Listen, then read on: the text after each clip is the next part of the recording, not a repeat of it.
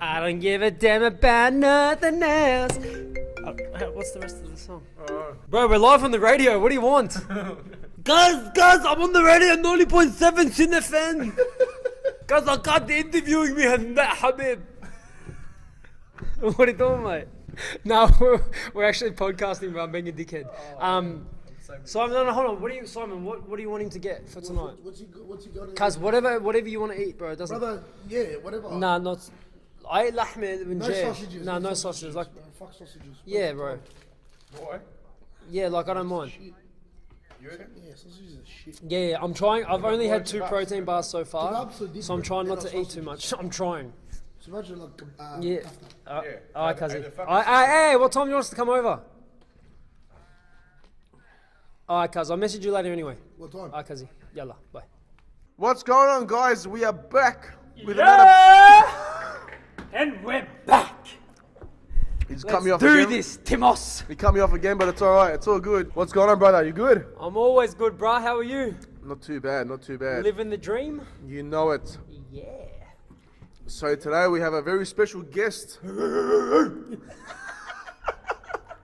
Where my dogs at? Dogs. Yeah. So today we have a very special guest. It is Mr. No Bull Muay Thai himself, Mr. Simon Daou. What's going on, mate? Good, brother. So Simon, tell us a little bit about yourself, man. How did you sort of get started in the industry? So I'm the head coach at Noble HQ. I dabble in Muay Thai, kickboxing, and boxing. I got started a little while ago now with my brother Daniel, Melbourne strength coach, or barking, aka dog. I don't know. A long time ago at a gym called Tribal Punishment with Robbie Knight and Chris Collard. Yeah, the boy. And then aligned myself with the great gym in Team Ultimate, and then went out on my own. So yeah, got started like that thanks to Melbourne strength coach, pretty much. Oh, nice. Yeah. So do you have many guys competing under you at the moment? Or? Not as of competing. I do have one active fighter in Leon Charalambous. Can you say that 10 times? Was it He's Leon? like, no, he got it out once. Say it That's, 10 times. Hey, say it. Charalambous. that's the one. Alright. What? That's, yeah. times. Nah, 10 not a times. chance. No, Yeah, this is in the pads, We mate. just butchered your name, bro. Sorry. Sorry, bruh. We do have him currently active, and he just came off a fight on a big show in Power Play a couple of months ago, and he will be stepping back in about a month and a half on a next show, either on an Ultimate promotion or a Rebellion Muay Thai, which where we want to be at, Rebellion Muay Thai. Yeah, nice. No, very nice. Have you trained like any other guys in the past? I do help every now and then with a boy named Mark Kassab, a boxer. He's the Australasian WBF 76 kilo division champion, and I do coincide with Team Ultimate St. Albans with Johnny Shed and Joe DiMacaulay. Big shout out to them. Thank you very much for that opportunity, by the way. I've got a couple of other boys from Queensland and Adelaide. I've got a boy named Jamie Young who's had 20 professional bouts. He's fought some very, very, big, tough names in Australian Muay Thai, Including myself. including my brother. And Six Daniel got his out of ass. 3 fights. That's Yeah, me. that's Me. Look me Yeah, up. 0 in the gym. He's 1-0. Look me up. Ask about me. I'm known. to nobody. I'm still known. But yeah, so we've got some up and comers coming through, and Yep. some talented boys that just got to find that itch again. Yeah. So yeah, got a Nice. few. Beautiful. Awesome. So, what are your plans moving forward, big boy? I'll be stepping out of my comfort zone coming around now for this next bout for Leon. I'll be talking to some more new coaches out there, just trying to develop more skills in the world of Muay Thai and some boxing and stuff like that. Trying to So get their advice and their advice and their understanding on and different scenarios and how to see if they've got a bit more experience and stuff. Well, yeah, and like again, I'm still new in the game. I'm only a year and a half in on my own, Yep. so I've always had others to rely on, not so much myself. Yep. It's also good to feed off other people. Yeah, so yeah, big shout out to Chris Bradford for helping me as much as he can when he can. Joe DiMacaulay again, just another massive help. So Yep. there'll be a few others that I will be contacting. So yeah, Yeah, nice. In terms of the martial arts game, they Yes. reckon it's one of the fastest growing sports at the moment. 100%. Especially with more MMA though, Yeah, as opposed that's to kickboxing. blowing up like no tomorrow. But in terms of Muay Thai, like where do you see the where do you see the actual sport going in the next, let's say, 5 to 10 years? Unfortunately, it saddens me to say it, without Sai, Australian or Melbourne Muay Thai, I should say, there's not many big shows with Muay Thai here. We're more prone to a lot of boxing, a lot of kickboxing shows. Muay Thai, it's still there, and it's just there in the background. It just needs that right support and right push. And I tell you what, it could be our number one sport. Australians still dominate overseas in Muay Thai. We still rank, I think, in the top 5. And I think off the top of my head, I still think we rank, I personally believe, we still rank in the top 3 of the best countries to ever represent Muay Thai, next to the Netherlands and the Thais themselves. Is there a reason why you think the sport is not growing, or is it more specifically Muay Thai, is there a reason why you think it's not actually growing in Australia? I just don't think people have the patience for it. The money, the support of it is not there compared to something else. And it goes back to the understanding of the art. Like, people want to see people just bang it out, not actually respect what they actually are trying, what they've trained to do. You know, some people find that what they call the clinch game, where you hug, they call the hug, as a boring thing to watch, when in actual fact it's actually an art. It's how to dominate your opponent, being very smart, and how to use their body weight against them. So there's a lot more to Muay Thai than just punching, kicking, elbowing, and all that. It's a whole game. Well, I think a lot of people take up the actual sport just for like more of a self-defense and fitness type of thing. 100%. I mean, look, I know quite a few people who have competed, and I know you train a couple of guys who compete as well, but in terms of the sport growing, I really see it as a bit more of a self-defense, let's get fit type of thing. And I'm sure you train a lot of clients who just want to have that goal. Yeah, no, don't get me wrong, 90% of my clients have that goal, not, the other 10% do come in here and feel like, one day they may step in the ring. But you sort of asked me, do you see the actual sport of itself growing, well, in that way, or in what capacity do you mean by that? Well, yeah, gyms are filling up every day with Muay Thai training and all that. That's fantastic, and I love the fact of it. But as the actual sport itself, it's unfortunately not going where it needs to be going, and we're trying everything to keep it alive, like with people like John Wayne Parr still going, God bless his soul, for, 40 years old and over 100 fights, and he's still trying to keep that brand of Muay Thai alive. The gunslinger. So yeah. So do you feel with Muay Thai it just needs more promotion, more money? What do you feel it needs to get to get it out there more? 100%, it needs more backing. Backing. Like we have all these big backings in boxing fight nights when people are like, oh, boxing there, we'll just chuck money onto it because boxing is where it's at, and all our boys get more promoted. Like, I'll give you an example. If I was to send Melbourne strength coach to America to box, and I'll send Andrew Timos down to Thailand, who are we going to support and watch more of? We're going to watch the boy that goes to America because of all the hype and all the buy-in we bought into the pink gloves that Floyd put on, or something like that. Yeah. You know what I mean? Where Timos would be training just as hard, if not harder, using more of the body in a way. It's just a bit different. And it's just the respect factor of it different. We would praise Melbourne strength coach coming back when Timos has had 10 times more fights than what Daniel did. So Daniel might have one fight in, say, 6 months, or Timos might have 30 fights in 6 months. That's how regular they fight in Thailand. There's just a lot more hype around 100%. Muay Thai. 100%. There's more publicity around boxing and more glamour to it than what the Muay Thai unfortunately is. In reality, it's not actually, fighting isn't glamorous at all. No, it's not. People don't actually see, I guess, the hard work that you have to put in, day out. Whether it's boxing, kickboxing, whether Muay Thai, it's any martial art, anything. Yeah, 100%. Really. Like, I know a lot of young people over the years have come through, like the previous gyms we used to train out of. They would come in there and think, it's so cool to train to be a fighter. It's fun, but it's not easy. So they'll do it and they'll think, it's cool, I'll come in, learn how to fight, and then use that on the street.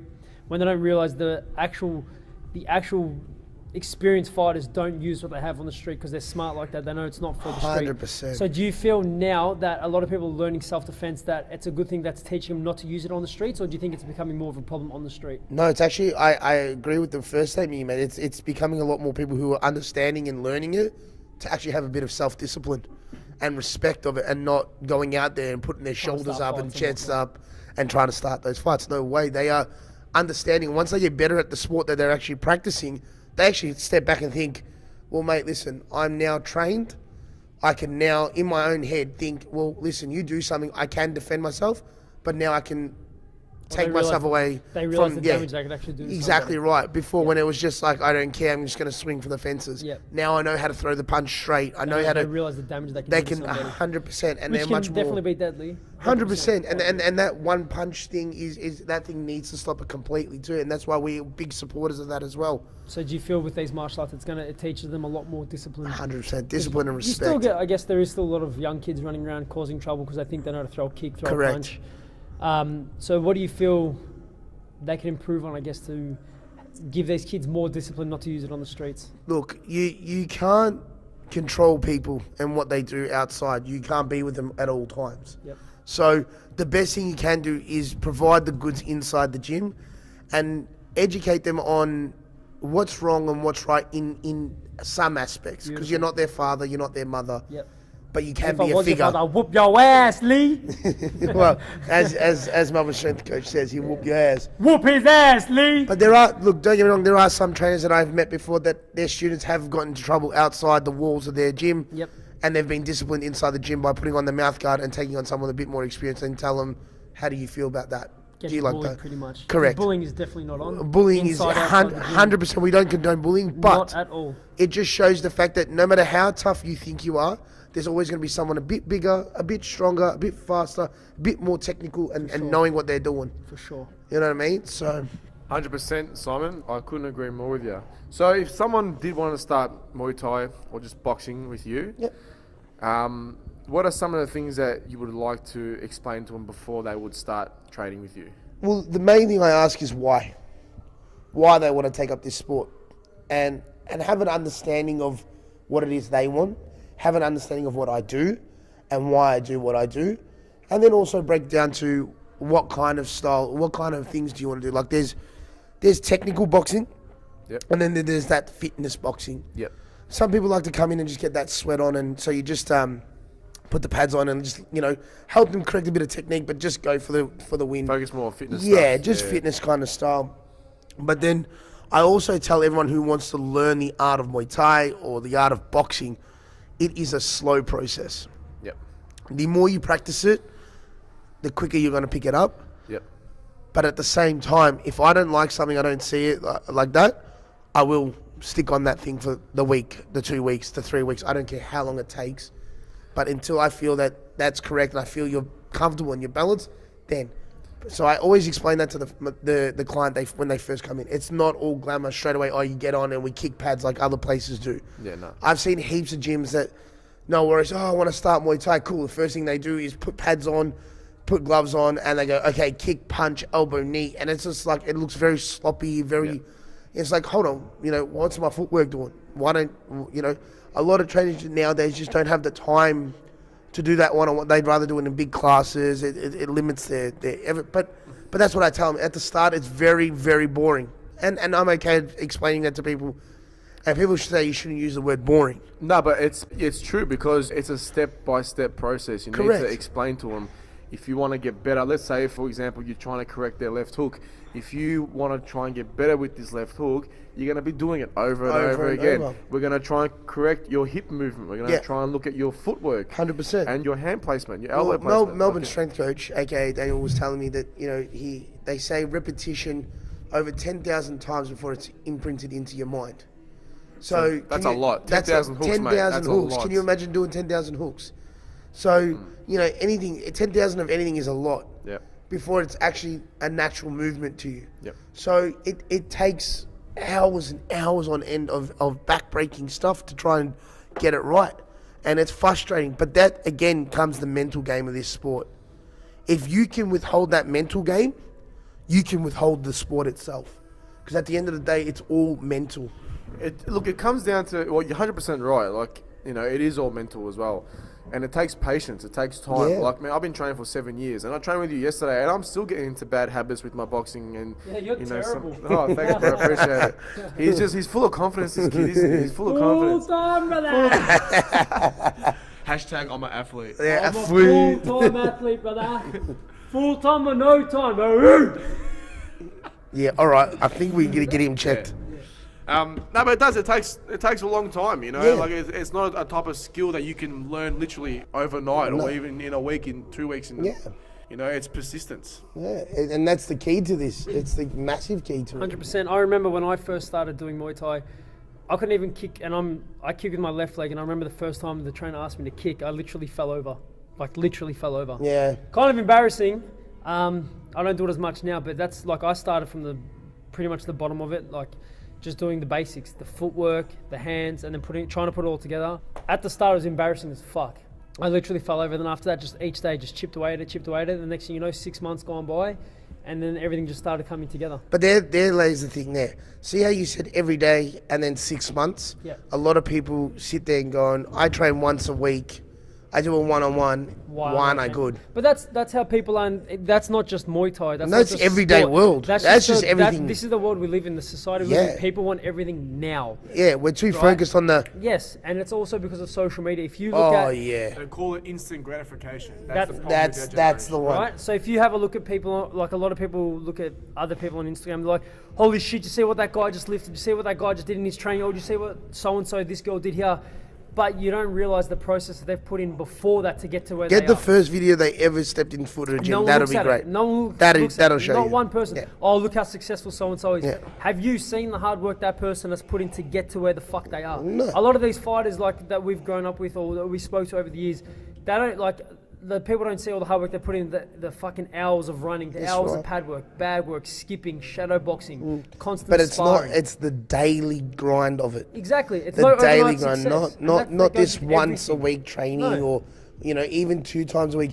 2 times a week is great, but mate, 2 times a week it's At least we're doing something outside as well. correct. Look, Correct. look, 2 times a week is okay, but as long as you're willing to be patient and That's all I'm trying to say. and understand that 100%. you will get better over time and it won't come overnight, then that's okay. Look, I'll be honest with you, with my Muay Thai and my MMA, my training regime with that has literally been twice a week, sometimes 3 times a week for the past 7 years. But it's because of the fact my mentality is a bit different. Like with me, if I do something every day, I'll get sick of it. Yeah. For like, let's say I do everything every day for 6 months. So training kickboxing every day for 6 months. By the end of the 6 months, I'll be over it. I'll be like, I don't want to do this anymore. You'll be over it, but at the same time, your skill development of it will be ridiculous. So you can walk away for a month and come back and still have that mental muscle memory. Yeah, that's true too. That's the other aspect you got to look at it But too. Yeah? but I get what you're Yeah. saying. I get what you're saying. Yeah. Yeah, I do 100% get it. That's anything you do. You do repetitions of stuff. After a while, you're going to get bored of it. Yeah. You're going to get very bored of it, and you're going to be like, I want to change now because it's taken so much out of me. Yeah, but that's then right. there lays the mental game of Muay Thai, kickboxing, boxing, or martial arts in general. Yeah, that's what I'm saying. If you can develop the skill of being patient and understanding, okay, well, I know this is going to take time. I'm going to persist with it, and then I'm going to watch myself progress. That's the only way you're going to progress. 100%, man. You know what I mean? 100%. You can't go. Do you know how many people I've trained with? They've gone hard for 6 months. Yep. And then after 6 months, I don't walk see away. them. I haven't seen them for 4 or 5 years now. I don't know where they've gone. And it happens All the time, and and I don't disagree with that at all. So, no, I see where you're coming from 100% there, Timos. Like, yeah, it's just one of those things, I guess, in the art of it, the world of it, I guess. And I guess it comes down, like my brother said before, but this society of social media. And unfortunately, as good as it is to keep in contact with people, it's ruined a lot of things in life. It's ruined the way we look at things. It's ruined the way we judge on things. Like, Yep. you know what I mean? A lot of people on social media, they look happy on that photo. Yeah, cool. Go behind that photo. Go behind those hashtags. Go behind all that and see what they really what they're really about. Like, are they really that happy? Are they really this and that? Like, Are they really grinding 24/7? that's the other thing. You know what I mean? Like, Don't think so. yeah, that's entrepreneur. The only man I know who grinds 24/7 is Daniel. No. Literally. No, I don't. This guy sleeps 3 hours a night, and he's still here. Yeah. He's still working. But I'm not grinding 24/7. I don't. No, Anyway. I don't. But thank you. Yeah. I'll take it as a compliment. I'm trying to give him a compliment. He's I'll take it as a rejecting compliment. I'm it. blushing. You just give it, you pay out on him and you feel better. I'll drop it down. So Simon, if someone wants to come in and see you, normal person, works full time, they want to start training, what's some of the advice you can give them in terms of if they want to progress and get fit and get better at the skill? Sign the dotted line. Pretty much, just sign the dotted line and I'll get you, fit and strong and, in my field. Yeah. And I'll bring out a lot of confidence in yourself, like with the way you're going and the way it goes. Yeah, definitely. That's the way I approach it. So, yeah. And in terms of your location and your availabilities, what are they? Availabilities Monday through to Saturday. Just hit me up. We're at 2 Avoca Street, Brunswick. If you need to contact me on anything, 0403 450 812. Noble HQ Instagram, Noble MTB. Excuse the car skidding in the driveway. Noble MTB on Instagram and Facebook. And just shoot me a message. I'm happy to chat about anything you want to chat about, whether it's training and stuff like that. Beautiful. All right. I think it's that time, Timos. What's the time? Are we wrapping it up? I think we are. It's time to freestyle, here we brother. Yeah! Let's go. Get your gang. Ranger, drop top. Yeah? No? Alright, let's freestyle. We're about to wrap it up. Give me a word. Give me your word. Taking a turd. Yeah. Bird is the word. Simon, give me a word. Oh, yeah. Come That's on, let's fucking freestyle. good. All right, guys, that is a wrap for today. Thank you for listening. Some of the other topics we're going to be talking about in the future podcast, which we have some requests, how to motivate yourself and even stay motivated in training, as well as how to food prep. What do you reckon, Daniel? Yeah, we can talk about that. If anyone else has anything else they want us to talk about, feel free to send us a message and we'll try our best to answer anything that we can. Thanks for listening, guys. We'll catch you next time. See ya. Peace out.